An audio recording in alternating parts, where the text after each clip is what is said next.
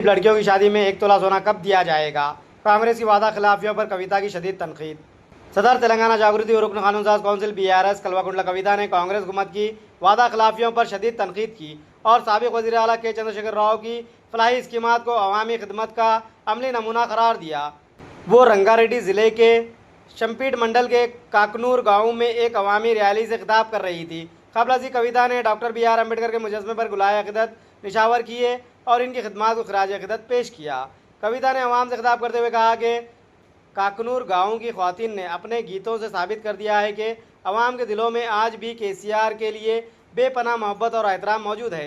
इन्होंने कहा कि सिर्फ इसी गाँव की ख़वातीन को रेवंत रेड्डी गुज़िश्ता 18 महीनों से 5 करोड़ रुपये बाकी है, जो कांग्रेस हुकूमत की ख़वातीन मुखालिफ पॉलिसी का सबूत है। इन्होंने कहा कि हमें अपनी लड़कियों को स्कूटी के असूल के लिए इज्तिमाई जदोजहद करनी होगी। इन्होंने याद दिलाया कि कल्याण लक्ष्मी स्कीम की शुरुआत इसी महबूबनगर ज़िले से हुई थी और इस स्कीम के ज़रिए लाखों गरीब लड़कियों की शादियां मुमकिन हुई, जहां KCR ने हर बेटी के लिए 1 लाख रुपये फराहम किए। कविता ने कहा कि KCR 1 लाख रुपये देते थे, मगर कांग्रेस ने इंतखाबात के वक्त 1 तोला सोना देने का वादा किया, लेकिन आज तक एक भी लड़की की शादी में 1 तोला सोना नहीं दिया गया। इन्होंने रेवंत रेड्डी पर शदीद तनकीद की और कहा कि रेवंत रेड्डी के पास KCR का नाम लेने के सिवा कोई काम ही नहीं है। इन्होंने कहा कि पालमूर लिफ्ट इरीगेशन स्कीम का 90% काम KCR के दौरे हुकूमत में मुकम्मल हुआ, लेकिन रेवंत रेड्डी हुकूमत ने इन कामों को पस्त पुश डाल दिया है। इन्होंने कहा कि कोड़ंगल लिफ्ट प्रोजेक्ट के लिए एक मुट्ठी मिट्टी निकाले बगैर कॉन्ट्रैक्टर्स को सैकड़ों करोड़ रुपये एडवांस के तौर पर दे दिए गए और 2 लाख करोड़ रुपये खर्च लेने के बावजूद रेवंत रेड्डी ने इस रकम का इस्तेमाल कहाँ किया, ये अवाम के लिए एक बड़ा सवाल बन चुका है। कविता ने पेंशन स्कीम पर अमलावरी में हुकूमत की नाकामी पर तनकीद की और कहा कि पिछले 3 महीने से बुजुर्ग ख़वातीन पेंशन के लिए तरस रही है, मगर हुकूमत को इन ज़ईफ़ ख़वातीन की कोई परवाह नहीं है। इन्होंने कहा कि अगर रेवंत रेड्डी कुछ नया नहीं भी कर सकते हैं तो कम से कम KCR की जानिब से कायम किरदा गुरुकुल स्कूल्स को बर्बाद ना करें। आज इन्हीं स्कूल्स में बच्चों की अमवात हो रही है और हुकूमत खामोश तमाशाई बनी हुई है। कविता ने रेवंत रेड्डी के सियासी चैलेंजेस पर तंज करते हुए कहा कि वो सिर्फ चैलेंज करते हैं और सुबह होते ही फरार हो जाते हैं। वो एक दिन भी अपने वादे पर कायम नहीं रहते। इन्होंने अवाम से अपील की कि वो मुकामी इदारों के इंतखाबात में कांग्रेस को वोट ना दें, क्योंकि कांग्रेस ने ना सिर्फ किसानों को धोखा दिया बल्कि ख़वातीन और गरीबों से भी झूठे वादे किए। इन्होंने कहा कि रेवंत रेड्डी ने 2 मरतबा रईतू बंधु स्कीम को रोका, कर्ज माफ़ी, बोनस और दिगर वादों से भी पीछे हट गए और अब वोट लेने के लिए किसानों को थोड़े बहुत पैसे दिए जा रहे हैं। ख़वातीन के लिए मुफ्त बस सहूलत पर सवाल उठाते हुए कविता ने कहा कि ये सच है कि हुकूमत मुफ्त बसों की सहूलत देने की बात करती है, लेकिन दरअसल बसों की तादाद में कमी कर दी गई है। मुफ्त बसें ज़रूर चलनी चाहिए, मगर इनकी तादाद में भी इजाफा होना चाहिए। कविता ने अवाम को खबरदार करते हुए कहा कि यह हुकूमत कोई काम करने वाली नहीं जब तक कि अवाम इसके पीछे ना पड़े। यह हुकूमत एक भी काम खुद से नहीं करेगी। हमें इस हुकूमत को झिझोड़ना होगा ताकि फलाही स्कीमात बहाल हो सकें और अवाम का भला मुमकिन हो सके। కాకునూరు రావాలి, కాకునూరు ప్రజల్ని కలవాలి అనేటటువంటి ఆలోచన నాలో కల్పించి, అక్క మా ఊరు చాలా బాగుంటది, తెలంగాణ ఉద్యమాలకు పుట్టినిల్లు, మాడబిడ్డలంతా కూడా మంచి ఆటల పాటలతో మీకు స్వాగతం పలుకుతారని చెప్తే నేను సీమా రమేష్ అన్న గారి కోసం ఇక్కడి వరకు వచ్చిన. మీ కాకునూరు ముద్దుబిడ్డ సీమా రమేష్ గారి ఇంట్లో యాక్చువల్గా అయితే నాకు మా షాద్ నగర్ లో కంట్రీ చికెన్ మంచిగా ఉంటుందని చెప్పిండు అన్న, కానీ తీరా చూస్తే ఇవాళ శనివారం మరి బొక్క తినే అలవాటు లేదు, ఆలోచన లేదు కాబట్టి పప్పన్నం పెడతా అన్నాడు. అందుకే అన్న వాళ్ళ ఇంట్లో పప్పన్నం తిందామని ఇక్కడికి రావడం జరిగింది. మరి ఇక్కడికి వస్తే నిజంగా సీమా రమేష్ గారు చెప్పినట్టుగా మా అక్కమ్మ గారు అట్లనే మా రాములమ్మ గారు ఇద్దరు కూడా మంచి అద్భుతమైన పాట KCR గారి మీద ప్రజల గుండెల్లో ప్రేమ ఎంత ఉందని చెప్పడానికి ఇవాళ వాళ్ళు అసుగా పాడినటువంటి పాటనే ఒక నిదర్శనం అని నేను చెప్పి మనస్ఫూర్తిగా నమ్ముతా ఉన్నాను.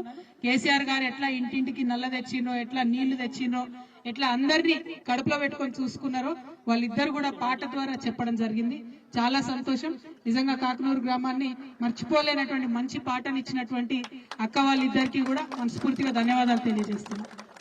మరి ఇక్కడికి వచ్చినాం, రాగానే ఏం చేసినాం, అంబేద్కర్ గారికి నివాళులు అర్పించుకొని చక్కగా పోస్ట్ డబ్బా దగ్గరికి పోయినాం. మనం పోస్ట్ డబ్బా దగ్గరికి పోయి మన గ్రామంలో ఉండేటటువంటి మహిళలందరికీ కూడా కాంగ్రెస్ ప్రభుత్వం ఏదైతే 2500 రూపాయలు ఇస్తా అని చెప్పిందో ఆ 2500 రూపాయలు ఇవ్వాలని చెప్పి పోస్ట్ కార్డ్ వేసినాం. ఎవరికి వేసినాం? సోనియా గాంధీ గారికి వేసినాం. రాహుల్ గాంధీ కాదు, సోనియా గాంధీ గారికి వేసినాం. సోనియా గాంధీ గారికి పోస్ట్ కార్డ్ వేయడం ఎందుకు? ఎందుకంటే ఇవాళ మన రాష్ట్రంలో ఉన్న ముఖ్యమంత్రి రేవంత్ రెడ్డి గారు ఆయన తెలంగాణలో తక్కువ ఉంటాడు, ఢిల్లీలో ఎక్కువ ఉంటాడు. ఆయన ఇక్కడ ఉండనే ఉంటాడు, ఎప్పుడు ఫ్లైట్ లోనే ఉంటాడు, ఢిల్లీలోనే ఉంటాడు.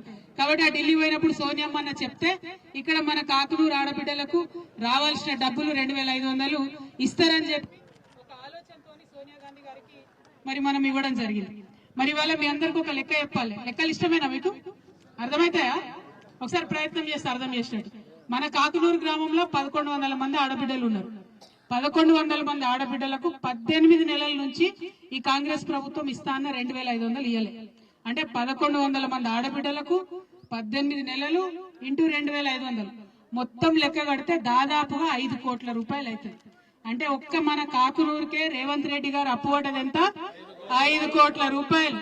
ఎవరన్నా రేవంత్ రెడ్డి గారు బొమ్మ పెట్టుకొని మీ దగ్గరకు వస్తే ఏం అడుగురి? అన్న బొమ్మ మంచిగానే పెట్టుకున్నావు కానీ మా 5 కోట్లు మాకు మొదలు ఇవ్వండి అని మా ఆడబిడ్డలు అడగాలి. అడుగుతారా అడగరా? అడుగుతారా అడగరా? ఇక చిన్న చిన్న పిల్లలు ఉన్నారు, 18 ఏళ్ళు 17 ఏళ్ళు, ఇప్పుడిప్పుడే degree college first year second year పోతున్న వాళ్ళు ఉన్నారు. వాళ్ళ కోసం ఏం చెప్పారు రేవంత్ రెడ్డి గారు? 18 సంవత్సరాలు నిండగానే స్కూటీలు ఇస్తాం మీరు కాలేజీలో పోవడానికి అని చెప్పారు.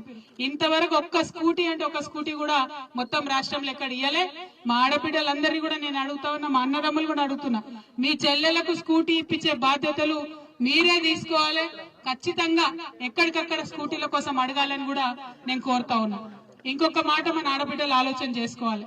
ఇదివరకు కేసీఆర్ సార్ ఉన్నప్పుడు ఎవరన్నా పేద ఇంటి బిడ్డకు పెండ్లైతే డబ్బులు ఇచ్చేది సార్. కేసీఆర్ సార్ ఎట్లా అంటే మీదికి ఏం పని చేయడు, కొంత ఆలోచన చేసి ప్రజల హృదయాల్లో ఉన్నటువంటి దుఃఖానికి సంబంధించి కార్యక్రమాలైనా చేస్తాడు. ఒకసారి ఏమైతుందంటే తెలంగాణ ఉద్యమ సందర్భంలో కేసీఆర్ గారు ఒక తండాకు వచ్చింది. ఇదే మన మహబూబ్నగర్ జిల్లాలోనే తండాకు వచ్చింది. ఆ తండాకు పోయి అక్కడ నైట్ అక్కడే నిద్ర చేస్తే తెల్లారు లేచే వరకు ఆ తండాలో పాపం ఒకరి ఇల్లు కాలిపోతే కేసీఆర్ సార్ తండాలనే ఉండే వరకు ఆ ఇంటి పెద్ద ఆయన వచ్చి సార్ దగ్గర మొరబెట్టుకొని నా బిడ్డ లగ్గం కోసం దాచుకున్న సార్ పైసలు, రాత్రేమో గుడిసె కాలిపోయింది, ఏం చేయాలనో అర్థం కాని పరిస్థితి ఉంది అని ఆయన పాపం బాధపడితే ఏడిస్తే ఆనాడు అడుగుతాడు అన్నాడు, సార్ ఇది ఎప్పుడు తెలంగాణ కోసం కొట్లాడే టైంలో అడుగుతారు అన్నాడు కేసీఆర్ గారు, ఏమైంది ఎంత కావాలో డబ్బులు అంటే, ఒక్క 50,000 రూపాయలు ఉంటే నా బిడ్డ పెళ్లి అయిపోతుంది సార్, మొత్తం కట్నం గాని మంచం గాని తపేళ్ళ గాని బీరువా గాని అన్ని ఇచ్చి పంపించచ్చు అని చెప్తారు. చెప్తే కేసీఆర్ గారు ఆ మాట గుర్తు పెట్టుకున్నాడు. ఎందుకంటే అది తన హృదయానికి దాకింది, మనసు బాధపడ్డది కాబట్టి అది గుర్తు పెట్టుకొని తెలంగాణ వచ్చిన తర్వాత ఏ ఒక్క ఆడబిడ్డ అడగకున్నా, ఏ ఒక్క ఆడబిడ్డ దరఖాస్తు పెట్టకున్నా, ఏ ఒక్కరు కూడా ధర్నా చేయకున్నా ఆయనంతట ఆయన పేద ఇంటి ఆడబిడ్డకు పెళ్లైతే 1,00,000 రూపాయలు ఇవ్వాలని చెప్పి 1,00,000 రూపాయలు ఇచ్చి లక్షలాది మంది ఆడబిడ్డలు పెళ్లి చేసిండు ఆయన. ఇక ఈ రేవంత్ రెడ్డి గారు ఏం చేసిండు? కేసీఆర్ ఏంది ఉట్టి 1,00,000 రూపాయలే ఇస్తాడు, నేను అధికారంలోకి వస్తే 1,00,000 రూపాయలతో పాటు తులం బంగారం కూడా ఇస్తామని చెప్పిండు. చెప్పినా లేదా? ఇచ్చినా ఎవరికైనా ఒక తులమని వచ్చిందా? ఇంకొక మాట ఏం చెప్పారు? 1,00,000 మంది ఆడబిడ్డలంటే కోటీశ్వరులు చేస్తాడట. ఇక ఈయన కథ ఎట్లున్నదంటే అమ్మకు అన్నం పెట్టాడట కానీ చిన్నమ్మకు బంగారు గాజులు చేయిస్తాడట. అంతేనా? కేసీఆర్ ఇచ్చిన 1,00,000 రూపాయలకే దిక్కులేదు, మీదికెళ్ళి తులం బంగారం, మీదికెళ్ళి 1,00,000 మంది ఆడబిడ్డలు కోటీశ్వరులు చేసు. వారు చెప్పుడు సరే మనం నమ్ముడు సరే అనుకోకుండా నమ్మినాం, మోసపోయినాం. ఇక ఇప్పుడు 18 నెలలు అయిపోయింది. ఇప్పుడు గోసపడుతున్నటువంటి సందర్భం మనందరం కూడా చూస్తా ఉన్నాం. అందుకే మీ అందరినీ కూడా నేను కోరుతా ఉన్నా, మనం వాళ్ళు చెప్పిన ప్రతి ఒక్క మాట ఇచ్చేంత వరకు కొట్లాడితేనే వస్తుంది. తెలంగాణ రాష్ట్రం కూడా ఉట్టి ఉంటే రాలే కదా, మనం కొట్లాడినాం, రోడ్లకు ఎక్కినాం, అవసరమైన కాడ మన ఆడబిడ్డలు కూడా బతుకమ్మ ఎత్తిరు, బోనం ఎత్తిరు, మన అన్నదమ్ములు అందరూ కూడా ఉద్యమాలు చేసిండ్రు, విద్యార్థులు ఉస్మానియాలో అన్ని యూనివర్సిటీల ఉద్యమాలు చేస్తేనే ఇలా తెలంగాణ వచ్చింది. కాబట్టి ఇలా కాంగ్రెస్ ప్రభుత్వం ఏదైతే చెప్పిందో ఇస్తామని అది ఇయ్యకుండా తిరుగుతున్నారు. ఉల్టా పొద్దుగాలు లేస్తే సాయంత్రం దాకా ఏమంటాడు రేవంత్ రెడ్డి? కేసీఆర్ ఇట్లా, కేసీఆర్ అట్లా అని కేసీఆర్ చెప్పని చేసుడు తప్పితే ఇంకొక పని అయితే ఆయన చేయడు. ఇదే పాలమూరు జిల్లాలో పాలమూరు రంగారెడ్డి ప్రాజెక్టు కట్టిరు కేసీఆర్ సార్, 90% పనులు అయిపోయినాయి. ఇంకొక 10% పనులు చేస్తే మొత్తం పాలమూరు రంగారెడ్డి జిల్లా అంతా కూడా పచ్చబడేటటువంటి అవకాశం ఉంది. కానీ అది చేయడు. అదేం చేసింది? మళ్ళా మీరు ఇచ్చిన ప్రాజెక్టు బాగలేదు, నేను మారుస్తున్నా అని ఇంకోటి కొడంగల్ లిఫ్ట్ ఇరిగేషన్ స్కీమ్ అని పెట్టి, కానీ అందులో కూడా ఇప్పటిదాకా కూడా ఒక తట్టెడు మట్టి కూడా ఎత్తిపోయలేదు. కానీ ఆ కాంట్రాక్టర్లకు మాత్రం 100 కోట్లు అడ్వాన్స్ ఇచ్చినటువంటి పరిస్థితి. ఇంకా మీ అందరికీ తెలుసు మీ కాకునూరులో కూడా వేసిరు కావచ్చు, ఇందిరమ్మ కమిటీ అని వేసిరు. ఆ ఇందిరమ్మ కమిటీలు వేసిరా మన ఊర్లో? ఎవరుంటారా ఇందిరమ్మ కమిటీలో? మొత్తం కార్యకర్తలంతా వాళ్ళే ఉంటారు కదా. సరే, వాళ్ళ కార్యకర్తలు ఉంటే వాళ్ళ కార్యకర్తలు ఏం చేయాలి? నిజంగా కూడా ఊర్లో తిరిగి పేద సాదా ఎవరు ఉన్నారు, ఇల్లు లేని ఎవరు ఉన్నారు, ఒక్కసారి ఆలోచన చేసుకుని వాళ్ళకి ఇల్లు ఇప్పియాలి. కానీ కాంగ్రెస్ అంతకుముందు 60 ఏళ్ళు చేసినట్టు ఇప్పుడు మళ్ళా ఏంది అధికారంలోకి రాగానే గదే వాళ్ళకే ఇల్లు తీసుకున్నాడు 10 మందికి తప్పితే ఇంకోరికి ఇచ్చులేదు. మీకు గుర్తుంటది, కేసీఆర్ గారు ఉన్న హయాంలో కేసీఆర్ కిట్ వస్తే ఎప్పుడన్నా అడిగినామా మనం ఇది కాంగ్రెస్ అయితే బీజేపీ అని బీఆర్ఎస్ అని? ప్రతి ఒక్క ఆడబిడ్డకి ఇచ్చినాం. ఆ అమ్మ ఒడి వాహనం వస్తే ఇంటి దాకా వచ్చి గర్భవతిని ఎక్కించుకొని హాస్పిటల్ తీసుకుపోయి డెలివరీ చేపించి చంటి బిడ్డను చేతిలో పెట్టి మేనమామ దించినట్టు మళ్ళీ ఇంటికాడ దించిపోయినాం. వస్తుందా ఇప్పుడు అంబులెన్స్? మొన్ననట గిదే అన్వాడ కాడ అంబులెన్స్ లో పెట్రోల్ లేక వాళ్ళు రోడ్డు మీద నుక్కబోతురట ఈ అమ్మఒడి వాహనం. ఇది రేవంత్ రెడ్డి గారి నిర్వాకం. ఎక్కడో రాష్ట్రం అంతా ఉద్దారకం చేస్తా అని చెప్తాడు ముఖ్యమంత్రి గారు, కానీ ఇవాళ వాళ్ళ సొంత జిల్లా మహబూబ్ నగర్ జిల్లా, ఉమ్మడి మహబూబ్ నగర్ జిల్లాలో కూడా కనీసం అమ్మఒడి వాహనాలల్లో డీజిల్ పోసే పరిస్థితి ప్రభుత్వానికి లేదంటే ఎంత దారుణంగా ఉందో చూడాలి. ఒకటి కాదు, రెండు కాదు, చిన్న పిల్లలకి ఎంత మాట చెప్పే, ఎంత మంత పెట్టే, ఎన్ని ఉద్యమాలు చేయించిండు వాళ్ళతో. ఏమన్నాడు? మేము అధికారంలోకి రాగానే 2 లక్షల ఉద్యోగం ఇస్తామన్నారు. ఇవాళ ఇక్కడ చాలా మంది యువ మిత్రులు ఉన్నారు. ఒకసారి గుండె మీద చేసుకొని ఆలోచించండి. రేవంత్ రెడ్డి గారు ఇప్పుడు అధికారంలోకి వచ్చినప్పటి నుంచి ఎన్ని ఉద్యోగాలు ఇచ్చిండు? కేసీఆర్ సార్ వేసిన నోటిఫికేషన్లే మళ్ళా ఉద్యోగాలు ఇచ్చుడు తప్పితే కొత్తగా ఒక్కటంటే ఒక్క ఉద్యోగం ఇయ్యడు. మీదికెళ్ళి మళ్ళీ తెల్లారులేస్తే మన రాష్ట్రం ఇజ్జత్ అంతా పోయేటట్టు, ఇగో నేను ఏడిపోయినా నాకు అప్పయ్యబడిస్తలేరు, నేను ఈ రాష్ట్ర సీఎం నై ఉండి ఎక్కడైనా పోయి అప్పడిగితే చెప్పులు ఎత్తుకపోయినా నేను చూసినట్టు చూస్తున్నారు చెప్తున్నారు. ఇక మరి ఇట్లా మాట్లాడితే అప్పు వస్తుందా? రాష్ట్రం బాగుపడుతుందా? ముంగట పడుతుందా? ఒక్కసారి ఆలోచన చేయాలి. ఇంకొక మాట ఏంటంటే, ఇప్పటికే రేవంత్ రెడ్డి గారు 2 లక్షల కోట్ల అప్పు తెచ్చి 2 లక్షల కోట్ల అప్పు ఈ రాష్ట్రానికి తీసుకొస్తే ఒక్క ప్రాజెక్టు కట్టలే, ఒక్క కాలువ తీయలే, మీ ఊరు మొత్తం చూడురి, ఒక్క కొత్త రోడ్ వేయలే, ఒక్క స్కూల్ బిల్డింగ్ ఏం రిపేర్ చేయలే. కానీ 2 లక్షల కోట్ల అప్పు వచ్చినాయట, ఆ మొత్తం పైసలు అయిపోయినాయట. ఆడబిడ్డలకైతే 1 రూపాయి రాలే. పెన్షన్ పెంచుతా అన్నారు, 1 రూపాయి పెంచలే. ముసలోళ్లకు 2000 పెన్షన్ నుంచి 4000 ఇస్తా అన్నారు, ఇంకా ఇయ్యలే. పోయిన నెల పెన్షన్ రాలే, ఈ నెల 12వ తారీఖు అవుతుంది, ఈ నెల పెన్షన్ కూడా దిక్కులేనటువంటి పరిస్థితి ఉంది. 3 నెలల నుంచి పెన్షన్ రాలేదని అక్క చెల్లెలు చెప్తున్నారు. మిమ్మల్ని నేను కోరేది ఒకటే, ఆనాడు బాగా మాట్లాడి రకరకాలుగా తిట్టినటువంటి ఇవాళ కాంగ్రెస్ వాళ్ళు ఏం చేస్తున్నారు? రేషన్ షాప్ పోదామంటే ఇప్పుడే పోదాం పాలు, రేషన్ షాప్ లో సన్న బియ్యం ఇస్తామని చెప్తున్నారు. ఎన్ని రోజులకు ఒకసారి ఇస్తున్నావు నాయన సీఎం గారు? 3 నెలలకు ఒకసారి తీసుకొచ్చి ఇస్తున్నావు. చిన్న చిన్న ఊర్లు ఉంటే, చిన్న చిన్న గ్రామాలు ఉంటే ఒక చిన్న రూమ్ లో పెట్టి రేషన్ షాప్ నడుపుతారు. 3 నెలల స్టాక్ ఒకటేసారి దించితే ఏడబెట్టుకోవాలా రేషన్ డీలర్? ఎవరికి ఇవ్వాలి? అవి అక్కడికక్కడనే ఉల్టా అమ్మేటటువంటి పరిస్థితి ఉన్నది. మొన్న సీఎం గారు హైదరాబాద్ లో పెద్ద మీటింగ్ పెట్టి చెప్తాడు, మేము సన్న బియ్యం ఇస్తున్నాం కాబట్టి ప్రజలు అమ్ముకుంటే లేరని చెప్తున్నారు. మేము ఛాలెంజ్ చేస్తున్నాం ముఖ్యమంత్రి గారు, మీ మహబూబ్ నగర్ జిల్లా నుండే చెప్తున్నాం, ఇప్పటికి కూడా మీరు సన్న బియ్యం అని ఇస్తున్నటువంటి బియ్యంలో 50% నూకలు ఉన్నాయి. అలా కాదని లేని వాస్తవం ఉన్నది. ఇచ్చినటువంటి ఆ బియ్యం యాజ్ ఇట్ ఈస్ గా అమ్ముకుంటున్నటువంటి పరిస్థితి ఇప్పటికి కూడా ఉన్నది. మీరు లేనిపోని అబద్ధాలు చెప్పి ప్రజల్ని మోసం చేయడం కాదు, ఇప్పటికన్నా ప్రజల కోసం పనిచేయమని నేను ముఖ్యమంత్రి గారిని కోరుతా ఉన్నాను. మా కాకునూరు జిల్లా కాకునూరు గ్రామ ప్రజలందరినీ కూడా కోరేది ఒకటే, ఆనాడు కేసీఆర్ గారు పెట్టినటువంటి పనులు కరెక్ట్ గా చేస్తే చాలు, కొత్తగా చేసే అవసరం ఏం లేదు.